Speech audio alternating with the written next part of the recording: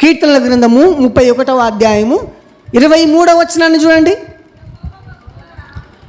యెహోవా భక్తులారా, మీరందరూ ఆయనను ప్రేమించుడి. యెహోవా విశ్వాసులను కాపాడును.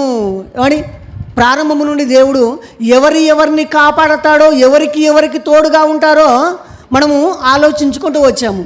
ఇక్కడ కీర్తనల గ్రంథము 31వ అధ్యాయంలో 23వ వచనంలో దేవుడు అంటున్నాడు, యెహోవా భక్తులారా, మీరందరూ ఆయనను ప్రేమించుడి. యెహోవా విశ్వాసులను కాపాడును. దేవుడు ఎవరికి కాపరిగా ఉంటాడట? ఎవరిని కాపాడతాడట?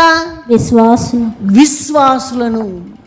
ఎవరైతే దేవుణ్ణి నమ్ముతారో, ఎవరైతే విశ్వాసులుగా ఉంటారో. విశ్వాసం అనగా, విశ్వాసం అంటే నమ్మడం.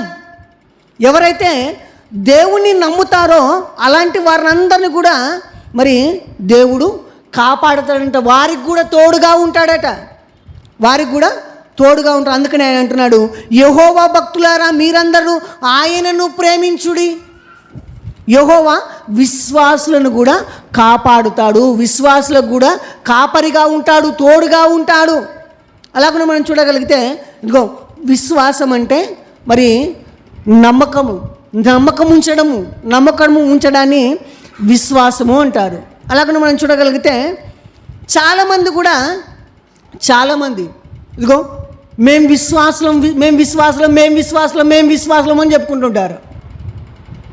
చాలామంది కూడా మేము విశ్వాసులము, మేము దేవుణ్ణి నమ్మాము, నేను విశ్వాసులు అని చెప్పుకుంటారు. కానీ దేవుని కోసం ఏ పని చేయరు.